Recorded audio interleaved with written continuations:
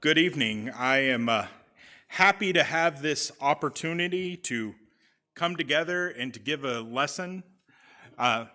This week, as I've been preparing for this lesson, I've been going through trying to think about what's going on in the world around us. What would be a good topic to do this on? And I got to thinking about, well, New Year's. New Year's is happening, and we have resolutions, and we also have the Olympics coming up next month.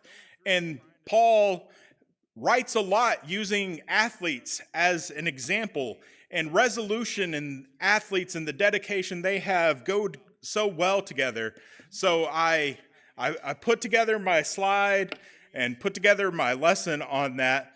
But as you can tell from the title of this, I decided to pivot a little bit because, as they say, great minds think alike, and apparently the Matthews were on the same wavelength over this past week. So, going and trying to think through what can I do this lesson on. One of my resolutions, that's how I'm going to tie these two together. One of my resolutions this year is to read through the Bible entirely, the Old Testament at least once, the New Testament at least twice. And this week, as I was going along, one of the scriptures that I read, and I'm sorry, that is rather small from back here, is Exodus chapter 15, verse 26. Exodus chapter 15 and verse number 26. And said, if thou wilt diligently hearken to the voice of the Lord thy God, and will do that which is right in his sight, and will give ear to the commandments, and keep all of his statutes, I will put none of these diseases upon thee, which I have brought upon the Egyptians, for I am the Lord that heals you. I will put none of these diseases. If you were in Bible class this morning, you may have heard Jay mention that he loves studying archaeology because archaeology has never disproven the Bible. And that got my mind thinking about some of the biblical proofs that we have that the Bible is God's word, that it is inspired. It has knowledge that has never been contradicted. In the archaeological sense, it does. But specifically here, as the children of Israel are leaving Egypt, God tells Moses, I will put none of these diseases upon thee, which I have brought upon the Egyptians, for I am the Lord God that heals these. If you look at ancient Egypt and you look at the medicine that they have and the diseases that they suffered from, it's fascinating. I was doing some reading this afternoon. They have gone back and they have looked at the mummies, and they have examined their bones, their DNA, and they've been able to determine what exactly diseases they had in ancient Egypt. They had tuberculosis, they had malaria, they had lung diseases, many of them had parasites from what they would eat. So they are coming out of this land that had quite a lot of diseases. And that's not unique in the ancient world. Every civilization that you look at in the ancient world dealt with similar diseases. So why do I think that is a good topic? I want to go through and look at some of the ancient laws that we have in the Old Testament and compare those to modern science. So first of all, I have two recipes that I want to compare. The first is a cure for baldness. They say apply a mixture of 6 fats, that of a horse, a hippopotamus, a crocodile, a cat, a snake, and a wild goat. And then you are to apply that to the head. The second is for a water of purification. You're going to take a red heifer. You're going to burn it entirely. And as you're burning it, you're going to add hyssop. You're going to add cedar wood. You're going to add scarlet to it. Then you're going to gather the ashes from that, you're going to set them aside, and later you're going to combine those with water, and that's going to be your cure for, it's going to be a water for purification. So, just looking at these, they kind of both look a little outlandish to us using modern science. They don't seem like they'd be very effective. But the second one is a little bit different once you start really examining it. And so I want to look at disinfectants. So let's turn to Numbers chapter 19. Numbers chapter 19, and we're going to read verses 1 through 10, which is where the water of purification is introduced. And then we're going to discuss it for a little bit. And the Lord spake unto Moses and unto Aaron, saying, This is the ordinance of the law which the Lord has commanded, saying, Speak unto the children of Israel, that they bring thee a red heifer without spot, wherein is no blemish, and upon which never came yoke. And you shall give her to Eleazar the priest, that he may bring her forth without the camp, and one shall slay her before his face. And Eleazar the priest shall take of her blood with his finger, and sprinkle her blood directly before the tabernacle of the congregation 7 times. And one shall burn the heifer in his sight, her skin, her flesh, her blood, her dung, and it shall be burned. And the priest shall take cedar wood, and hyssop, and scarlet, and cast it into the midst of the burning of the heifer. Then the priest shall wash his clothes, and he shall bathe his flesh in water, and afterwards he shall come into the camp. And the priest shall be unclean until the even.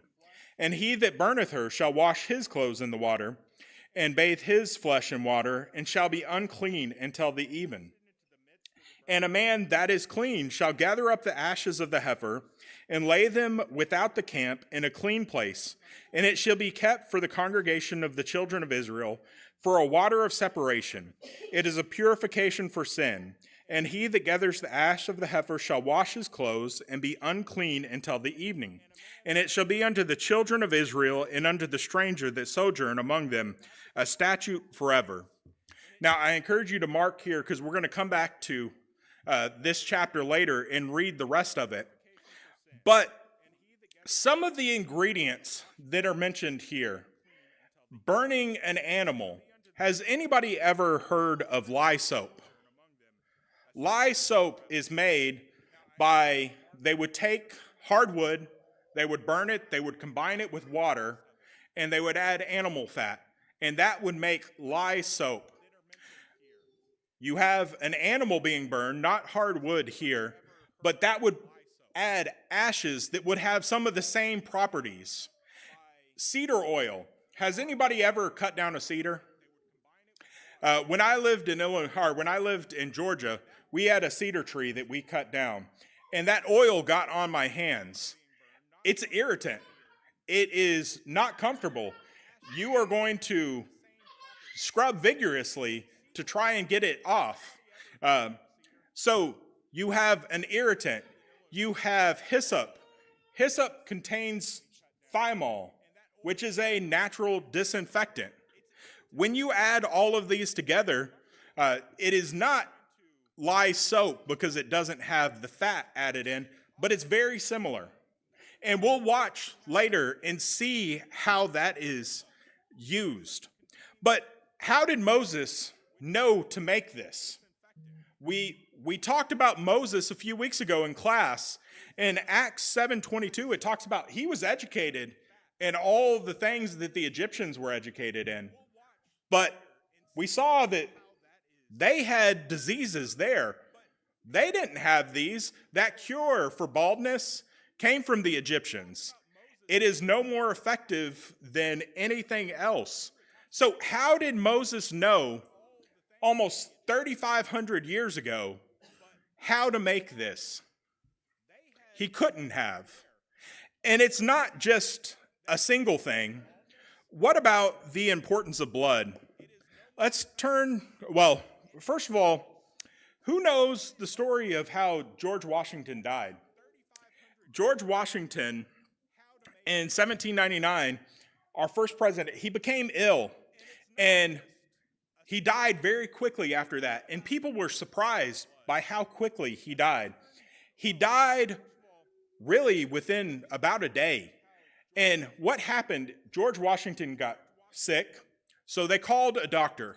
And one of the first things the doctor did is he did bloodletting. Well, George Washington wasn't getting better, so they called a second doctor in for a second opinion. And one of the first things he did was bloodletting. By the time the third doctor came and the fourth bloodletting was performed, they estimate that 40% of his blood had been let from his body. This is 1799. That's just 125 years ago. That's not that far away. But this could have all been prevented if they just read Deuteronomy 12. In Deuteronomy chapter 12, starting in verse number 22, we read the following. Deuteronomy 12, starting in verse number 22. Even as the roebuck and the hart is eaten, so thou shalt eat them. The unclean and the clean shall eat of them alike. Only be sure that thou eat not the blood, for the blood is the life, and thou mayest not eat the life with the flesh. Thou shalt not eat it, thou shalt pour it out on the earth as water. Thou shalt not eat it, that it may go well with thee and with thy children after thee, when thou shalt do that which is right in the sight of the Lord. The life is in the blood. We didn't know that simple principle 100 years ago. People did not understand how important blood was to keeping you healthy. There was a common thought process that there were 4 vapors in the human body, and that those needed to be in alignment, and that's what made people sick.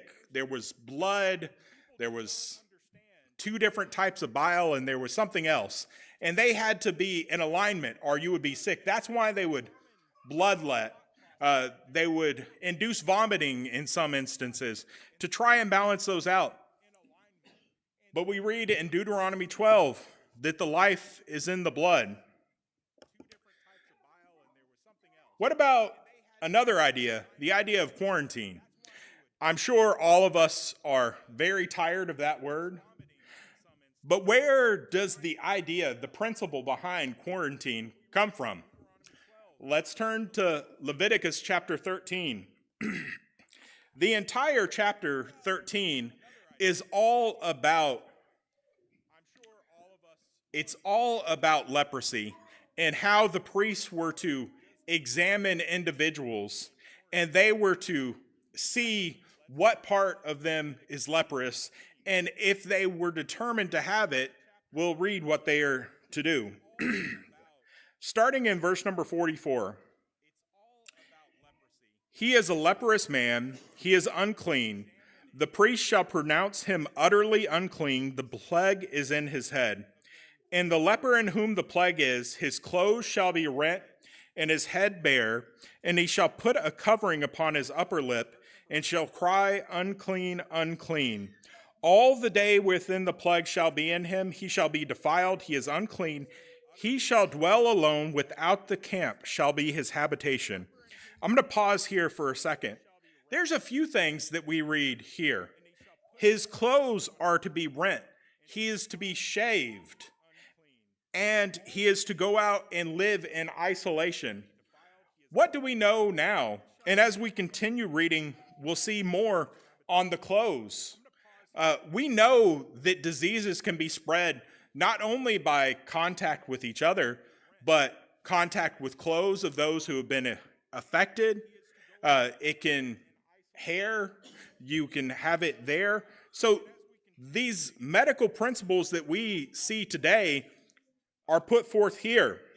Continuing in verse number 47, the garment also the plague of leprosy is in, whether it be woolen linen or of linen garment, whether it be of the wrap or the woof of linen or of the woolen, whether in a skin or anything made of skin.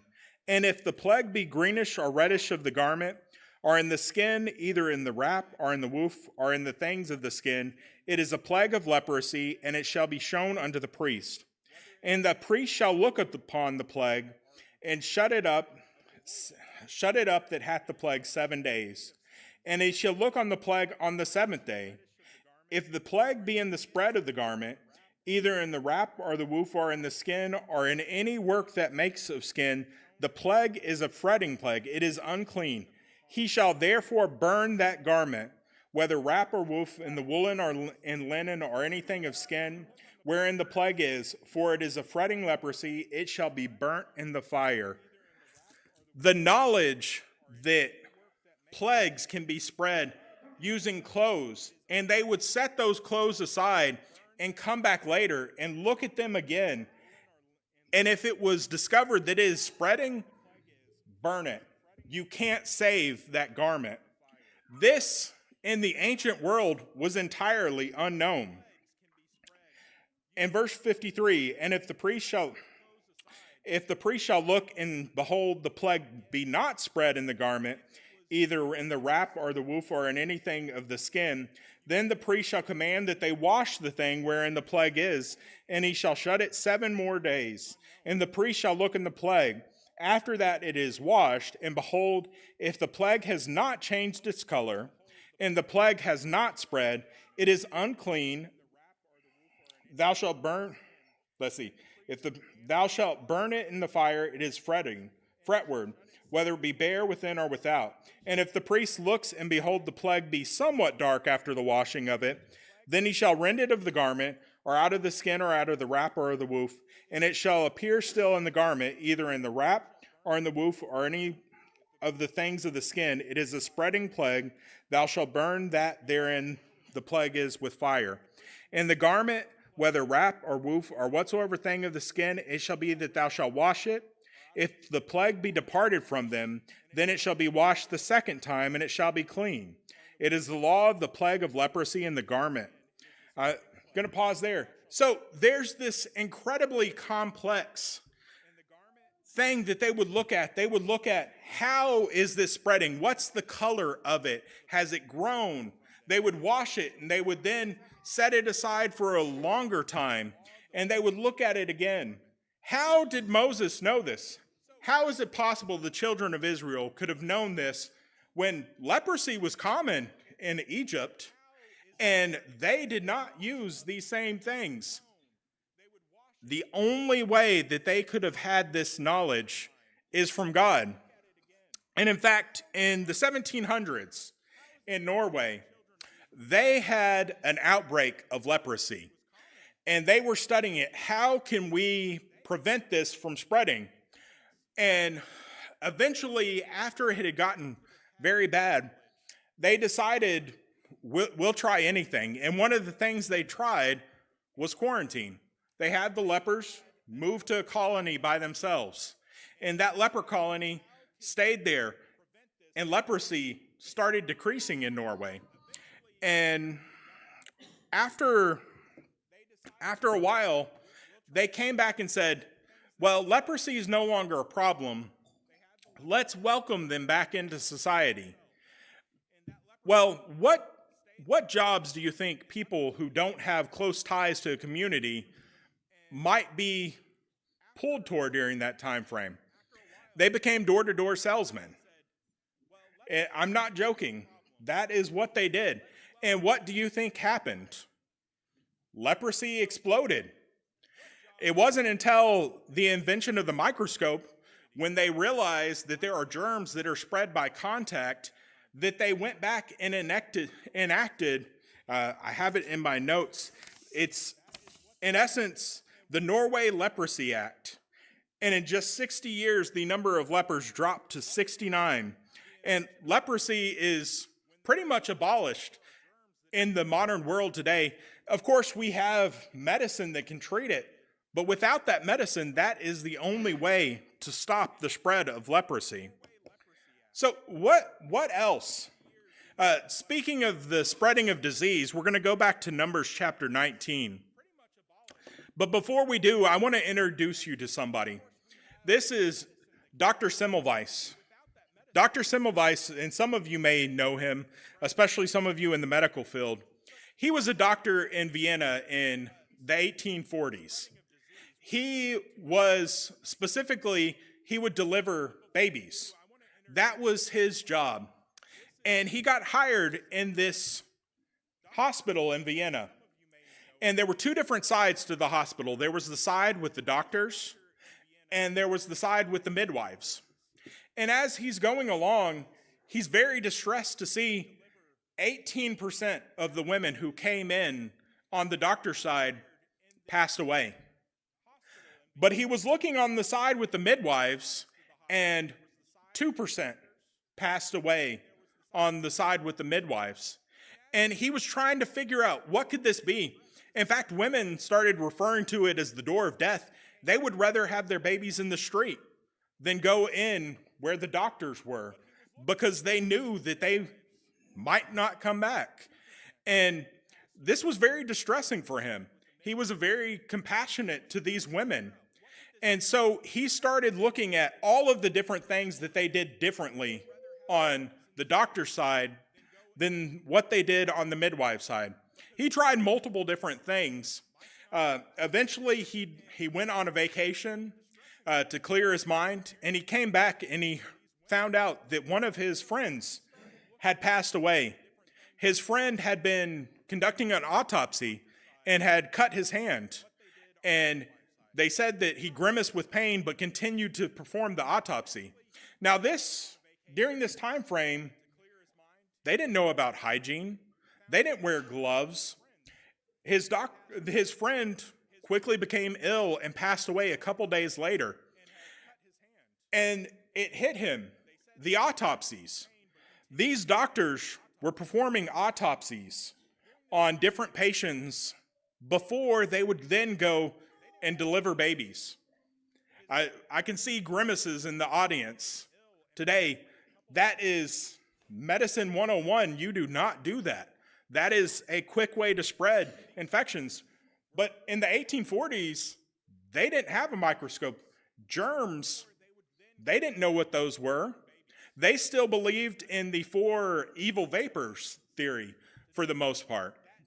So he started looking at, he had some interns under him. Let's have them wash their hands. And they washed their hands with a bowl of water. But it continued, and he said, well, I can still smell the smell of death on these hands. And he brought in chlorinated lye, I believe it was.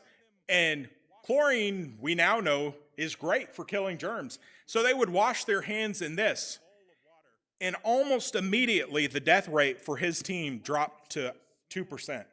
The same as the midwives. So, of course, the world celebrated him, right? No, that's not where the story ends. Dr. Semmelweis went to the others in the practice, because these were interns under him. He went to the other doctors, and they kicked him out.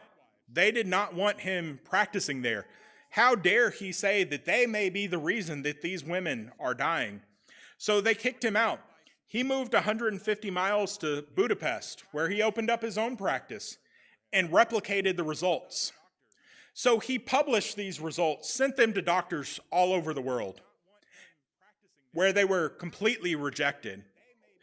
And he got increasingly angry because women are dying needlessly in the world, and he knows how to fix it, and nobody will listen to him. And he's trying to say, after autopsies, you have to wash your hands in chlorinated water. And he gets increasingly angry. He's sending letters to newspapers, to others, calling them irresponsible murderers.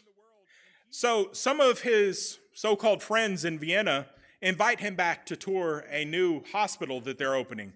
And it turns out it is a mental hospital where they get him inside and tell him, you're being committed, you're not allowed to leave. He's understandably upset. When he tries to leave, they beat him. 14 days later, he dies. He is murdered for telling them, you need to wash your hands.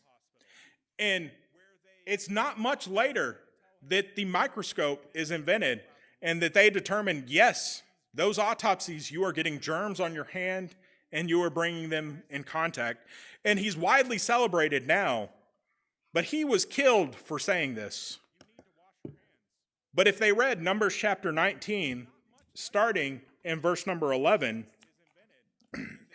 Numbers chapter 19, starting in verse number 11, he that toucheth the dead body of any man shall be unclean 7 days. He shall purify himself with it on the third day, and on the seventh day he shall be clean. But if he purifies not himself on the third day, and then the seventh day, he shall not be clean. Whosoever that toucheth the dead body of any man that is dead, purifies not himself, defileth the tabernacle of the Lord, and that soul shall be cut off from Israel, because the water of separation was not sprinkled upon him. He shall be unclean, his uncleanness is yet upon him. This is the law. When a man dies in a tent, all that comes into the tent and all that is in the tent shall be unclean 7 days. And every open vessel which hath no covering bound upon it is unclean. And whosoever touches one that is slain with the sword in the open field, or a dead body, or a bone of a man, or a grave, shall be unclean 7 days. What did we read here? In the Old Testament, they were told, if you touch a dead body, you are unclean. You have to go and wash afterwards. And they would wash using the water of separation. But not only that, it was told everything in the tent is unclean. Every pot that was not covered is unclean. Again, how did they know that? Continuing in verse number 17. And for an unclean person, they shall take the ashes of the burnt heifer of purification for sin, and running water shall be put thereunto in a vessel. Note, running water. This is not still water. Well, now we know still water promotes bacterial growth, but running water is much, much cleaner. And a clean person shall take hyssop and dip it into the water, and sprinkle it on the tent and upon all the vessels, and upon the persons that were there, and upon him that touched a bone, or one slain, or one dead, or a grave. And the clean person shall sprinkle upon the unclean on the third day, and on the seventh day. And on the seventh day he shall purify himself, and wash his clothes, and bathe himself in water, and he shall be clean at the even. But the man that shall be unclean, and shall not purify himself, that soul shall be cut off from among the congregation. Because he hath defiled the sanctuary of the Lord, the water of separation not being sprinkled upon him, he is unclean. And it shall be a perpetual statute unto them, that he that sprinkleth the water of separation shall wash his clothes, and he that toucheth the water of separation be unclean until the evening. And whosoever the unclean person shall touch shall be unclean, and the soul that touches shall be unclean until the even. Again, where did they get the medical knowledge?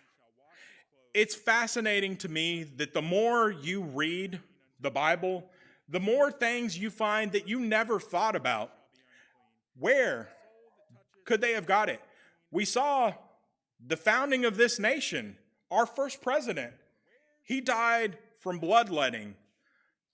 100 years ago, 200 years ago, we had women dying because they would not wash their hands after touching dead bodies. How could Moses have known these things?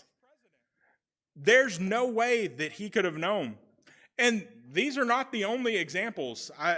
I've included a couple others, but there are multiple examples for wound care, using olive oil, sanitation, with waste management. They are told, go outside the camp. You're going to dig a pit. When I was in the Army, that's exactly what they would tell us. If you had to use the facilities in the field, you dig away. What did we see in Europe in the Middle Ages? How many plagues went through? And one of the leading causes of that was improper waste management. They would dump it in the street.